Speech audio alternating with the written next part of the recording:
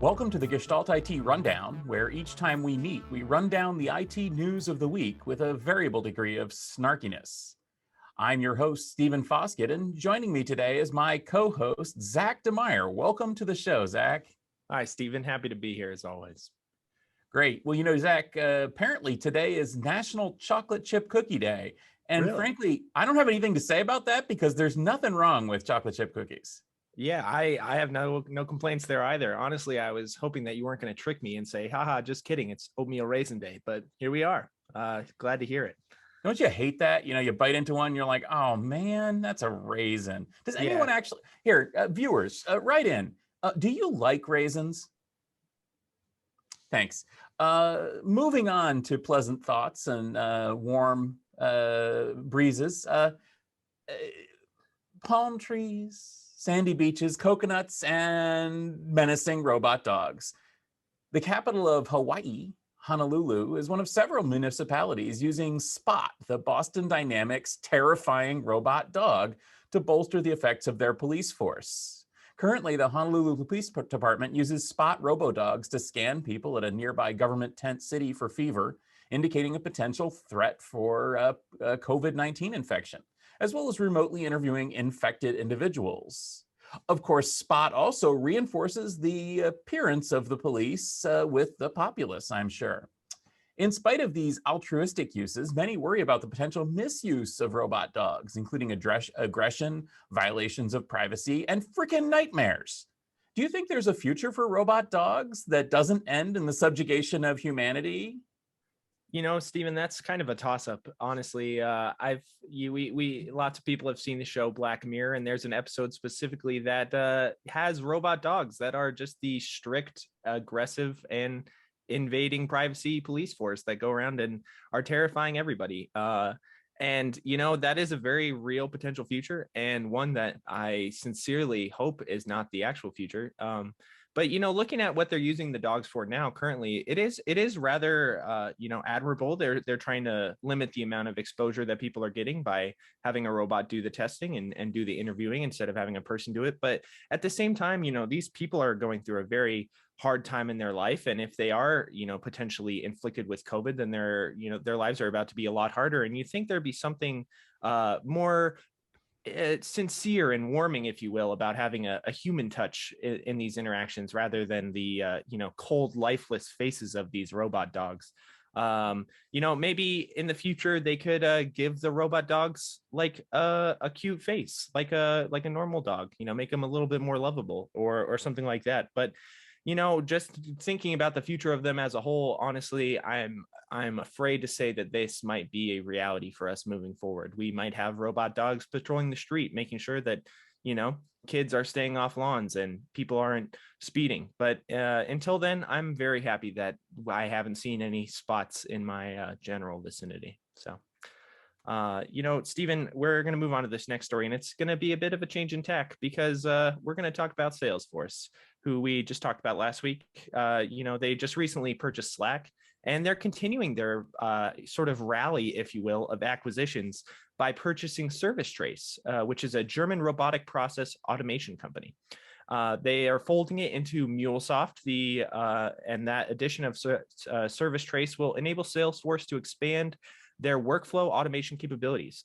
Is this move going to help them take one step further towards making the tech big three into a big four? Or is this purchase just business as usual for the Benioff camp? I'd say it's business as usual. MuleSoft was a great acquisition. And Slack was a great acquisition. And Service Trace, well, Service Trace is cool. Good stuff. Robotic process automation is a hot topic, and it fits right in with Salesforce's overall goals to be the robotic overlords of all things business. It all works. I frankly don't have a lot to say about this overall. For me, I think the interesting thing is that RPA is kind of going the way of HCI and other TLAs in becoming something that gets acquired instead of something that's the basis for a company. And I think that that's what's going to continue to happen going forward from this. So yeah, this is Salesforce being Salesforce, and this is also kind of the tech market being the tech market, where we see some companies invent a new space, they do some really cool things, and then it goes away. Hey, Zach, I can't believe that you missed out on calling out the connection between robot dogs and robot process automation. What was I thinking? Yeah, absolutely. What you need is an AI that'll help you see the future. And you better call Tom Cruise, because that's what's happening with the Pentagon right now. The Pentagon announced a precognitive AI initiative as part of their global information dominance experiments. I mean, who comes up with these names anyway? What's wrong with these people? Yeah. They can now predict events before they happen. What could possibly go wrong? GIDE is being used to identify where to mobilize forces. But as of the most recent dry run, several believe that it's ready to be tested in the field. They deployed forces to exciting places like Washington, D.C. and Seattle. No, I'm kidding. Do you think that we'll be seeing more applications of predictive AI, military or otherwise? Or should this remain sci-fi? Stephen, that it just, you mentioned Tom Cruise, just thoughts of Minority Report, but then adding in the robot dogs who are then coming in and taking out the precognitive sourced crimes are that just sounds like a straight up dystopia that no one wants to be a part of. But I think that as a whole, the concept of a predictive AI is something that could be very, very interesting. Taking in, say, manufacturing data and comparing it to historical trends where, say, you have like a meltdown in your shop or something like that. Those kind of things are going to really help potentially stem some problems before they happen in certain realms. But when it comes to the military or the police or people that are excuse me, able to use an exact force against other people, that's where it gets a little bit scarier to me personally. And so I applaud the military for trying to, conserve our tax dollars that are being spent on them, so that they're, not just sending people out into the blue for no good reason, and trying to instead go to places where they feel that their forces are most required. But at the end of the day, I'm here for the vote of let's keep precogs in sci-fi, and we'll just leave it at that. Moving onwards, Stephen, it just is a summer of spending in the worlds of acquisition and mergers, because we've got another one. This time, it's going to be infrastructure semiconductor leaders Marvell, who have announced that they are purchasing the cloud and edge data center networking company Innovium in a $1.1 billion deal. According to Marvell, the deal should enable the addition of approximately 150 million in incremental revenue by the next fiscal year. Stephen, will this move give Marvell the edge over competitors like Micron and Broadcom, or is this just another, like we said earlier, business as usual type move? Yeah, I think this one actually could be a really important move. Many of you don't really know much about what goes on inside the switches that are inside the data center. But right now, almost all of those switches are powered by Broadcom. And to the point that, it's safe to say that Broadcom is the Intel of the data center switching market. That being said, competitors of Broadcom are not too happy with this situation. And frankly, Innovium was sort of the AMD of the data center switching market. They've come up with a really tremendous, excellent product. These terabit fast switching ASICs that they produce are really remarkable. I urge you to check out Tom Hollingsworth, who you may be familiar with from this show, wrote about Innovium just in April and talked a little bit more about what's up with these switches. Fantastic stuff. Go to gestaltit.com. This acquisition really puts Marvell in a nice position because they want to challenge Broadcom, and they're basically taking it to Broadcom in one of their most valuable markets, which is these merchant silicon for data center infrastructure.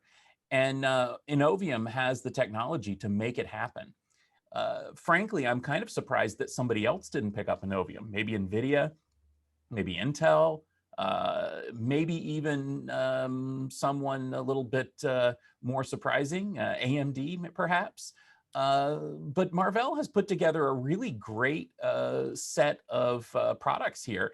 And quite frankly, I don't want to suggest anything untoward, and I certainly don't have any insider knowledge of this, but Marvell is setting themselves up to be an acquisition target by basically having some of the greatest technology out there for some of the hottest markets out there.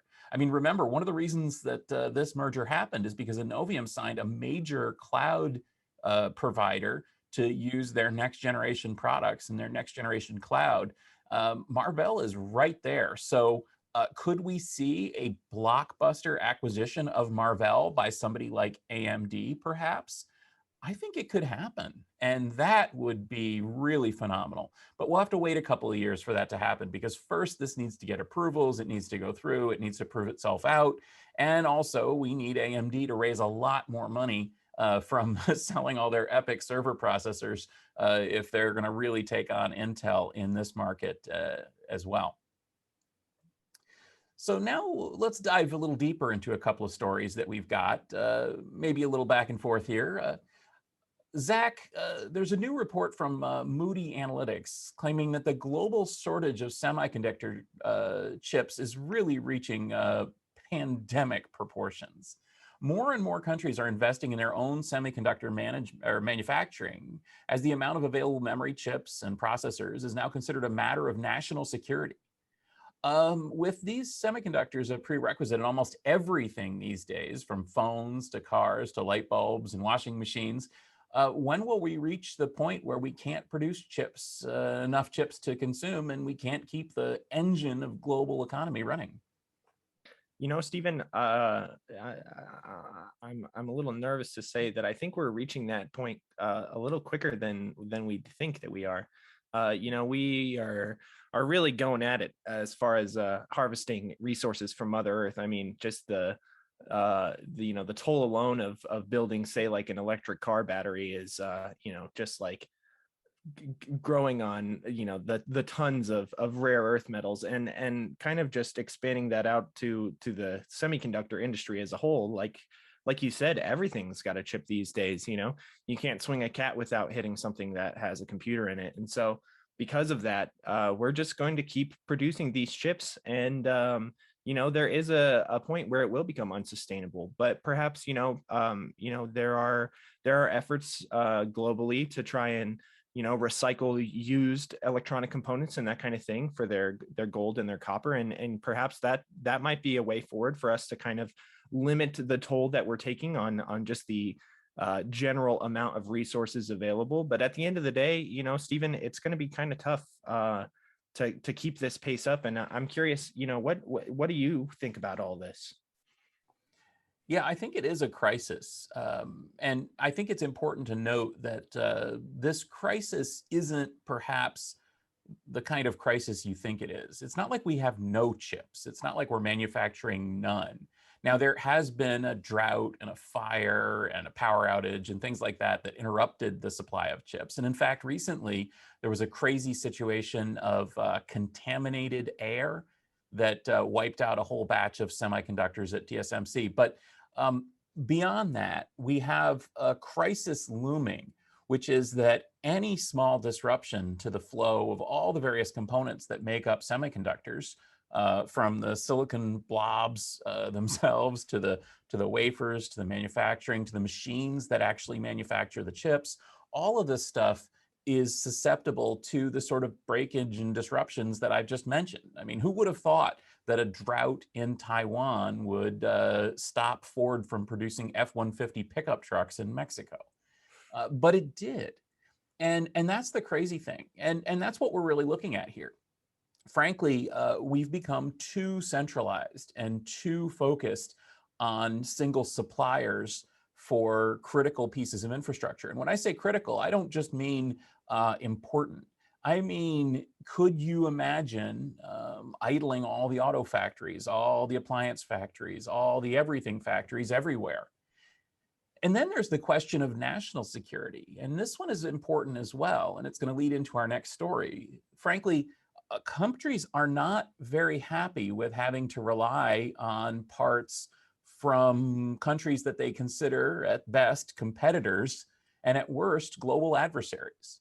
So if you're China and you're having to send buckets and buckets of money across the Taiwan Strait to an island that you think should belong to you, you're not going to be happy with this situation. Similarly, if you're China and you're sending money to Korea, that's not going to be an attractive situation either. So China is bulking up. The same thing in the United States. If you remember the bogus Bloomberg story about spy chips embedded in servers, frankly, that was a warning about this as well. Because frankly, if you're the United States, the Department of Defense or NASA or whatever, you're going to be looking at this and thinking, that wasn't true. But I wonder if maybe it's not so good to have all our stuff manufactured in a country that is at best a global competitor to the United States. And so I think that there's really global implications here of the centralization of chip manufacturing, and that's going to lead us, I think, to a decentralized manufacturing future, which is why it's great to see investments in countries all around the world to bring more chip manufacturing out of South Korea, Japan, and Taiwan and into the United States and Europe and hopefully places South America and Africa. I mean, it would be great if we had a global chip supply instead of a central chip supply. But there's one more angle to this story. I want you to look up EUV. This is the next generation lithography technique, and it is controlled by a single company. And this company makes all the machines for everyone. And so if you're TSMC or if you're Intel or if you're Samsung or if you're a Chinese competitor and you want to compete, you need to buy from one company. Can you imagine if the entire future of the global chip making industry is reliant on one company? So that's going to be really interesting going forward. Indeed it is, Stephen. And, nothing screams bottleneck like a monopoly. So, yeah, it'll be interesting to see how that pans out. And hopefully, perhaps there can be some competition that arises in that space to sort of help ease the load, if you will. But, you'd mentioned it before, and it's a really great segue here into a story that we've been following for a bit of time. And we discussed it last week, the Nvidia acquisition of Arm. And we gave a tentative, say end of year kind of time frame, and it looks like it's going to take a little bit longer than expected. The takeover, which is arguably going to be one of the biggest ones in the semiconductor industry, is running into some snags as Chinese regulators have arisen some concerns amidst the ongoing trade war with the United States that you mentioned earlier. And they are not sure if they want the American company to be able to take over Arm and and go on further with that. And then in addition, Nvidia still needs to submit their paperwork to the European Regulatory Committee, so they're behind schedule in that market as well. Stephen, are these kind of holdups to be expected in a massive deal like this, or do you think that there's something else going on here, perhaps kind of alluding to what we had talked about earlier? Yeah, I've said it before on the rundown. I'll say it again on the rundown. This ain't gonna happen. NVIDIA will not end up with ARM. I would love to be wrong about that. That would be a lot of fun, but I really, really think I'm right about that. I really think that at the end of the day, we are not going to have NVIDIA buying ARM simply because there's just no way that the Chinese regulators would approve this.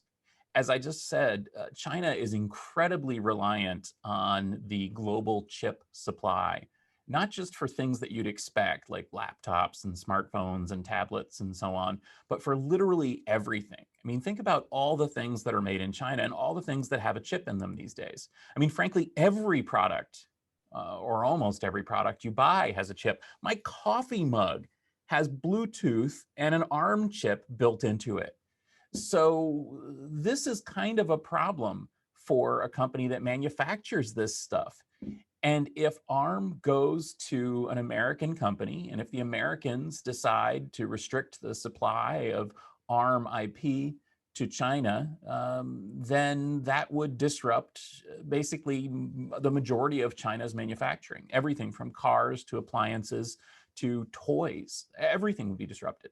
Now, I hear what you're saying, and what you're saying to yourself is, but Stephen, you're stupid. ARM is not like that. It's not like the United States could disrupt this. ARM is a British company, and they have licenses of their IP and all this. Well, you know what? Throw that all out the window, because at the end of the day, when you're talking global superpowers with nuclear weapons and giant armies, there is no open source and suing people and license agreements and UK company and all that. I guarantee that if we had a American president who wanted to really rattle China, they will be playing the Nvidia owned ARM card against China. Whether they can actually do it or not is a different story, but they are going to bring that to the negotiation, and they're going to say, hey, China, do you like manufacturing anything? Well, we're going to turn that off if you don't do what we say. And you know what China's going to say? I think China's going to say, show me, make me. And that's going to be a big global problem. That's why I just think there's just no chance this happens. Just Yeah. no chance. I think that the only real outcome for ARM and for SoftBank, which owns ARM, is to make it go public, an IPO again, and to have it be perhaps part owned by Nvidia. But I think that the Chinese regulators would also even want a major acquisition of like part of ARM to include some Chinese companies, some other global companies, maybe SoftBank keeps a share, maybe, some of the, South Korean companies, European companies. I mean, that's just the only way.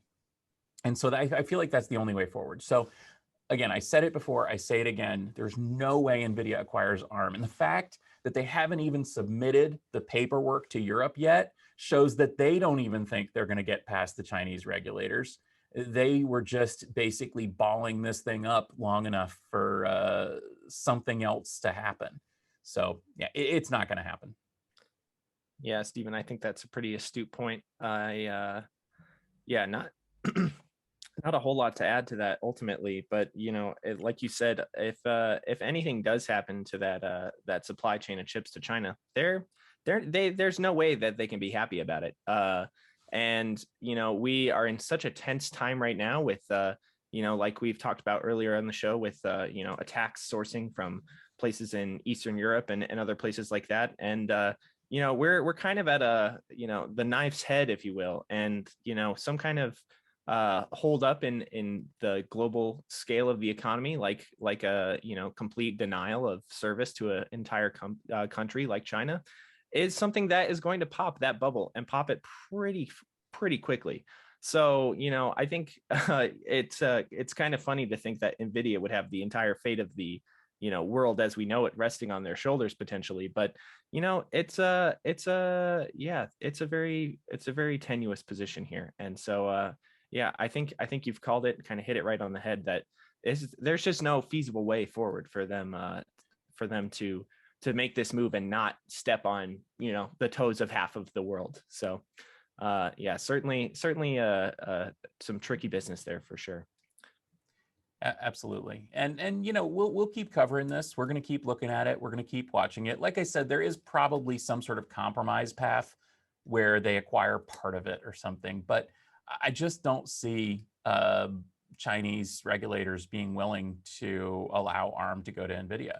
And frankly, the concessions they would demand, which would be something along the lines of giving up the ARM IP, are something that ARM would never accept either. So I think that we may see some kind of weird compromise version, but there's just no way that it goes through as is. So remember, for updates on these stories and all the news from enterprise tech, please do join us for the Gestalt IT Rundown. You can find it in your favorite podcast application, or you can just go to YouTube, youtube.com/Gestalt IT video. We publish a new episode every Wednesday at 12:30 Eastern or 9:30 Pacific. We'll be back next Wednesday with more IT news of the week that was.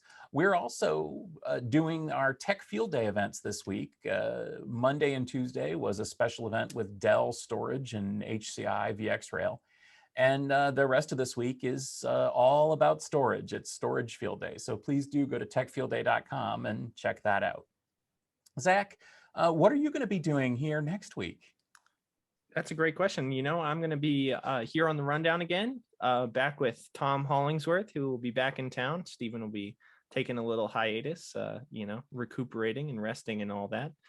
So I will be doing that. And then I will also be covering all of the events that we do here at Gestalt IT, writing up, the Dell event as well as Storage Field Day. So stay tuned to catch up with that as well. Well, thanks very much, Zach. I look forward to that. And from all of us terrifying robot dogs here at Gestalt IT, I wish you a precognitively wonderful day.